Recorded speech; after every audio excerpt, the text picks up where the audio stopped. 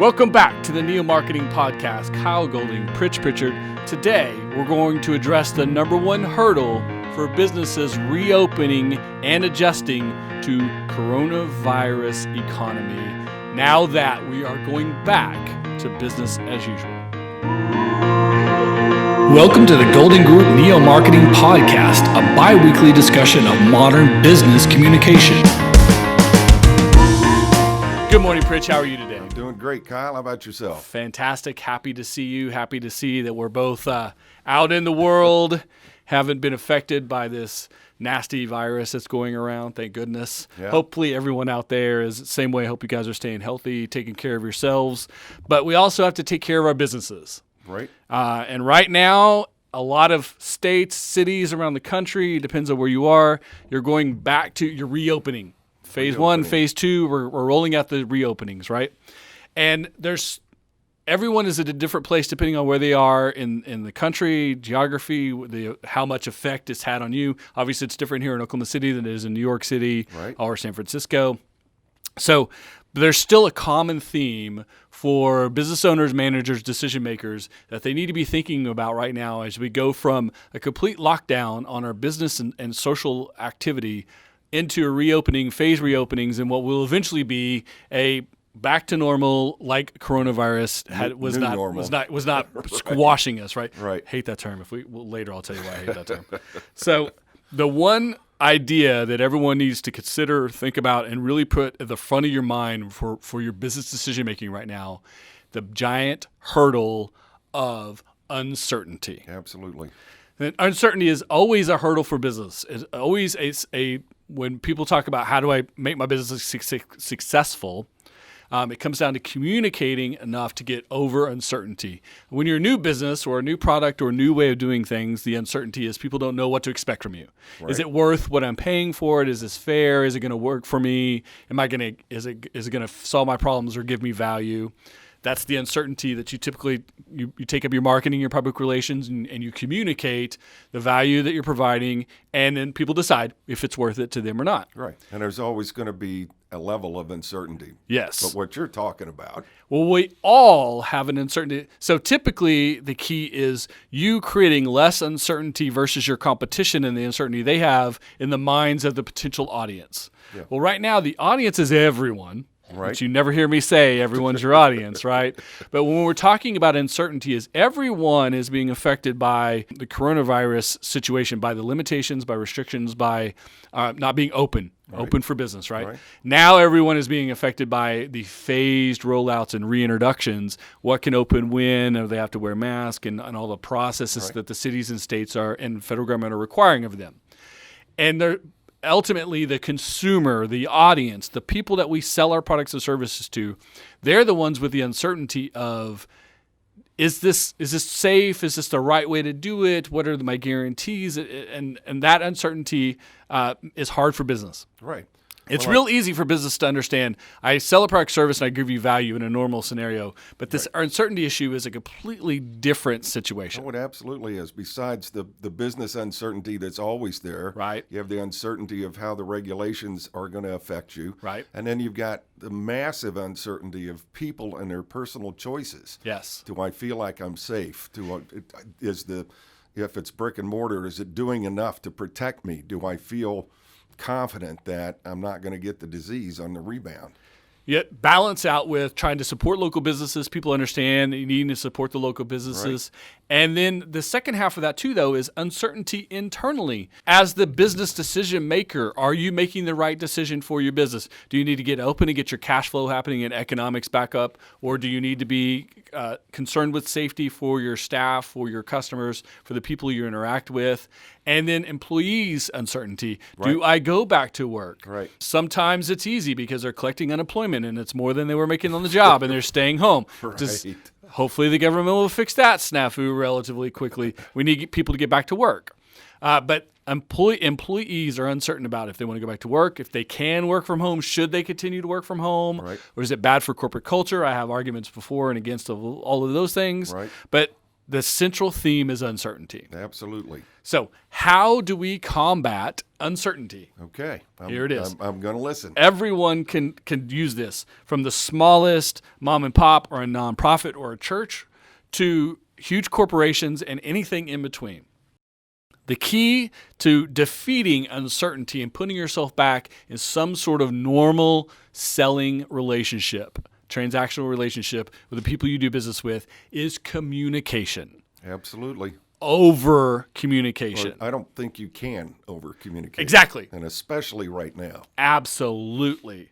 And the great news for everyone right now, the tools that you need to be using are actually the most cost-effective. Now, you can run your advertising campaign that says we're open and here are those precautions we're taking. And if you were normally doing it, if you were normally buying TV, radio, print, you should be continuing that advertising with a different message, trying to clear up this uncertainty about your safety protocols, about what it's like to do business with you, whether it's brick and mortar or online, delivery, etc.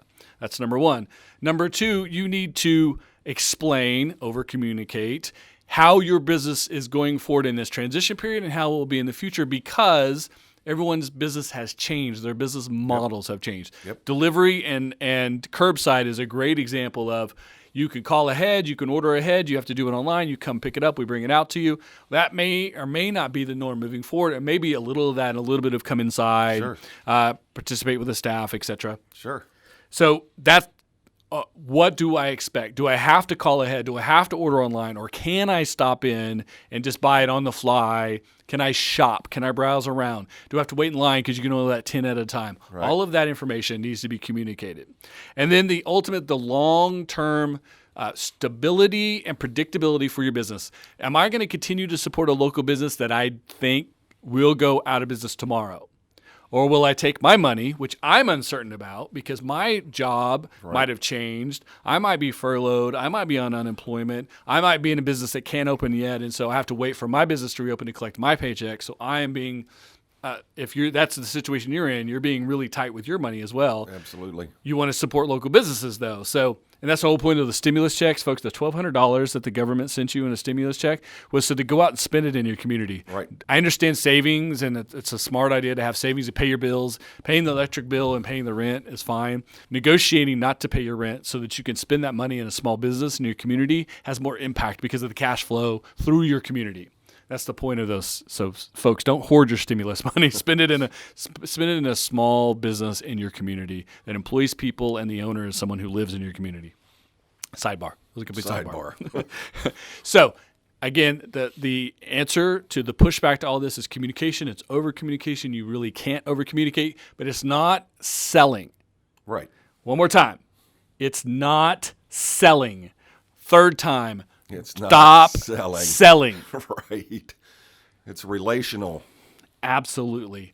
Offer your product or service in a safe way that the audience wants, needs, demands, and expects.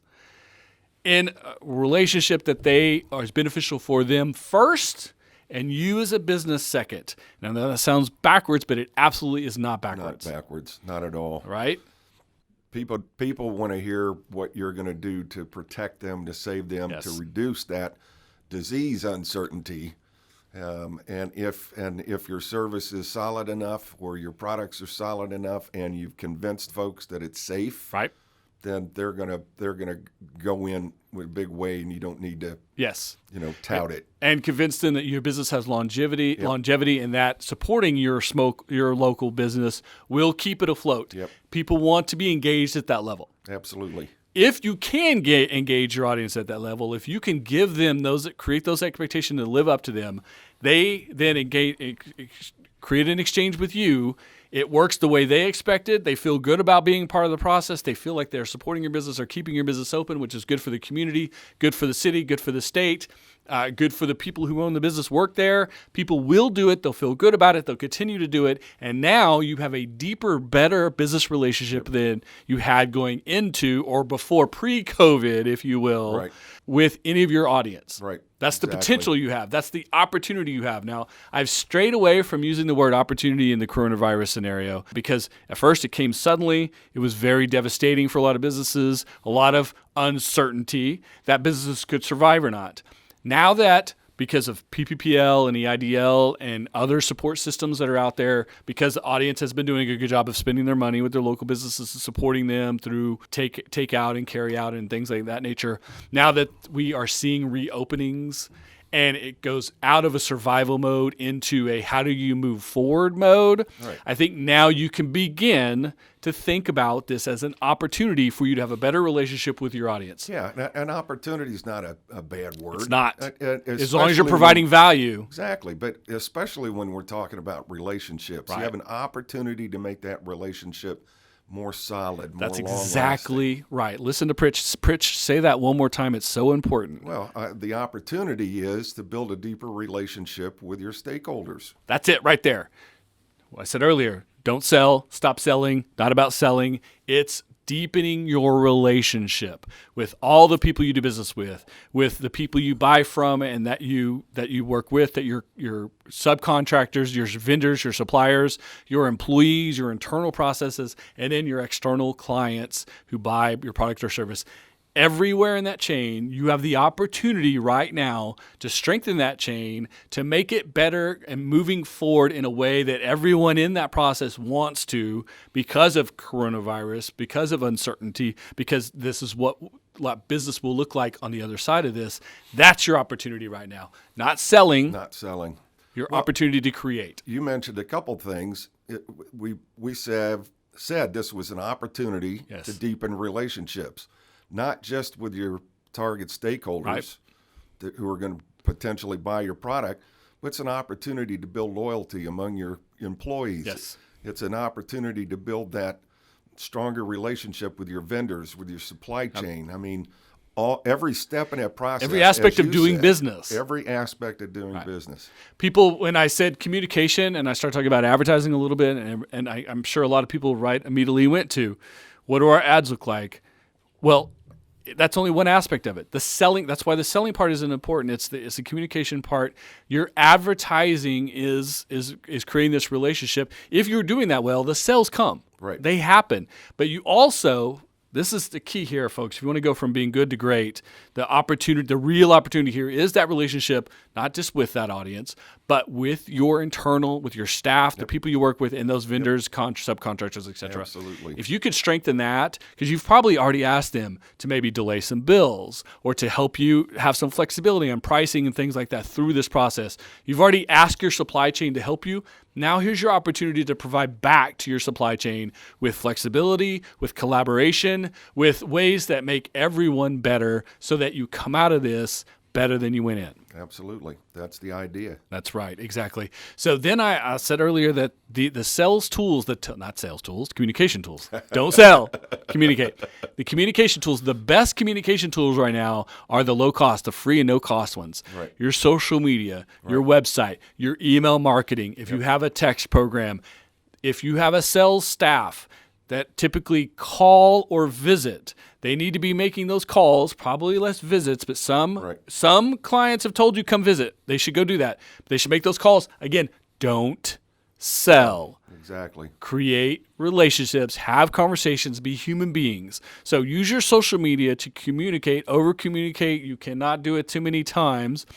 Your hours, if they've changed or adapted, if you're continuing delivery methods or things that you changed because of coronavirus, if you're continuing that, let people know. If you're going back to your brick and mortar, your dining room, those services as well, because you should be doing both. Don't immediately cut off the new services to go back to what you used to do. Right. Communicate. You can get it either way.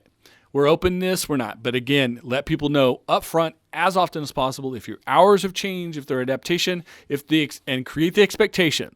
If I come to your place and you're going to require a mask, if you're going to take my temperature, if I have to queue up only 10 people in at a time, all that, it's perfectly fine. I understand that it's a government limitation and you have to do this in order to be open for business, but let me know. Right. Don't surprise me. That's right. If I'm not comfortable with it, or I don't have time for it, or that's just not how I want to do business, it's fine. Don't let me show up and then be a little bit unhappy that you didn't tell me beforehand. Right. Especially if it's really advanced. If you got to go the whole nine of take a quiz, get your temperature taken, put a mask on, wait in line. For something that's typically drop in, grab and go, you need to let me know up front, and I'll plan for it. And that's fine if you create the expectation and live up to it. So don't surprise people. Let them know up front. Many of you right now are like, well, if I tell them they got to jump through these hoops, they're not coming. Wrong way of thinking about it. Tell them the hoops. They'll come anyways, and they'll be okay. Actually, all this conversation right now about people yelling and screaming about the staff won't let them do this, that, and the other. The checkout person wouldn't let me buy 10 boxes of Clorox wipes, right? Yeah, because there's a sign on the front door, and and it's everywhere. If you've over communicated it, then the idea of getting mad at the checkout person is really silly. And actually, you've driven away the person who's going to be mad about having to wear a mask in your store if you let people know you're not coming in without a mask. Don't let them even show up. Right. You're not losing a customer. You're losing a pain in the ass. Right? Which also sort of parlays into another point I want to make. Business owners, decision makers, people whose butts are on the line. There's a balance here between opening your business and creating economic value, paying your staff, all those things. Right. There's a need to do that. Absolutely agree with there's a need to do that. There's a way to do it smart, and it's different for every single business. It doesn't matter what industry you're in, whatever. How you reopen your business is up to you as the owner and decision makers, because you understand you have to balance your customers, your employees, your vendors, etc. Don't apologize for the approach you take. Nope, not at all. Be thoughtful. Yep. Be measured. If you're over communicating this whole time, people understand how you got to the idea of we're going to completely reopen or we're not. We're going to do a hybrid. We're going to do a little this, a little that. We're going to have restricted. Whatever your decision making is, and one, it's your decision. You're the business owner. You're the person liable if something goes wrong. Right. Don't apologize for doing it the way you're doing it and being thoughtful. If you're being thoughtful, if you're communicating that thought process. Right. If you do that, people will see it, understand it, and whether they agree with it or not, it's your decision to make. So business owners, stop apologizing for protecting your employees or going the opposite, getting open, trying to engage as much economic value as possible, because you need that to protect your employees, because you're protecting their paycheck and their livelihood. So make a decision, be thoughtful, communicate your process, and then commit to it. Don't apologize for it. Go for it 100%. The people who don't want to do business with you that way, let them do business somewhere else. Right. Eventually, they might come back to you when things settle back down and you get back into a normal process, and that's fine. The last thing you want is someone who shows up who doesn't want to do any of these restrictions, and you have all the restrictions. So don't apologize for it. Be thoughtful. Make a decision. Stick to it. Yep. But if enough of your employees and people interacting with you show you that there are better ways, more convenient ways that are still safe and still meet all the standards you've set, then you can make those adjustments. Not major changes, not pivots, but adjustments. That goes back to communicating. If you've communicated well and your communication process is two-way, you're listening as much as you're talking, you're paying attention to the audience, not one random person on Twitter who said you suck, do this, but 10 or 20 people telling you, I gauged your business and I appreciated this or I didn't appreciate that. You start seeing trends in the communication. You can make those minor adjustments to try to live up to those expectations. You don't have to make major pivots based on 10 people on Twitter. Trust me on that. But listen, talk, over communicate, share, explain your process, listen, document, don't create. That's the Gary V, document, but don't create, right? It's absolutely what you're doing here, because you're not selling. You're not creating content to sell. You're documenting your process to explain the situation, explain the safety precautions, explain your decision-making process so that people understand how you're doing business and they can decide for themselves as adults if we want to do business with you or not. Absolutely. There you go. There you go. So, Pritz, that was a whole lot really fast. I know it kind of went rambling there, but I believe greatly that there's opportunity for businesses right now that the coronavirus is being handled by our medical and government professionals as well as they can. It's ups and downs. Let those folks do their job. But as businesses reopen with their city and state guidelines, the federal guidelines, the uncertainty is absolutely there for everyone. Yep. I completely believe wholeheartedly in over-communicating, using our tools like our social media, our email, our website. Don't take these things for granted. People are checking them. People are looking on Google. They're going on your website. They're going on your social media. They want to figure out where you are today, this minute, this hour. If your business is timely, if you have a lunch rush, you better get ahead of that lunch rush and be on the backside of that lunch rush on your social media. If these things change on the daily or weekly, your website better update it. Right. All these things. If you can communicate via email, text, phone calls, direct conversations with your best customers and clients, absolutely do that. No one is uptight about you communicating too much to me right now. Right. And the goal is not to sell, but to build and deepen those relationships. And if that's your mindset, then this is an opportunity, because it is an opportunity for fast cash. It's an opportunity to strengthen your business. You're in a rut right now. You're at the lowest point of what your business is going to be, hopefully. And I want to, Right. It shouldn't get worse than this. It should get better. So if you could strengthen yourself through this dip economically, which sucks and put a lot of us back, and you had to let some people go, and you had to take some loans from the government or from a bank or ask for forgiveness on your rent, all that will pay off if you have a stronger, better, deeper relationship with your audience, with the people you work with on both sides of the transaction moving forward, and the opportunity for you to have a better business this time next year because of the lessons learned, the adaptations, and your process of building relationships and not trying to make that fast money. Right. Money's good. Profit is good. We've been talking about survivability, viability and survivability. Now we transition back into profitability, but it has a transition. It's not a cutoff. This is done. Right. We're transitioning into profitability once again because you've demonstrated value and you've created relationships. That's the whole point of running a business. There we go. There you go. Well said, sir. So there it is, folks. I hope that you got value out of that. I hope you understand. I hope I explained myself well, the over-communication piece.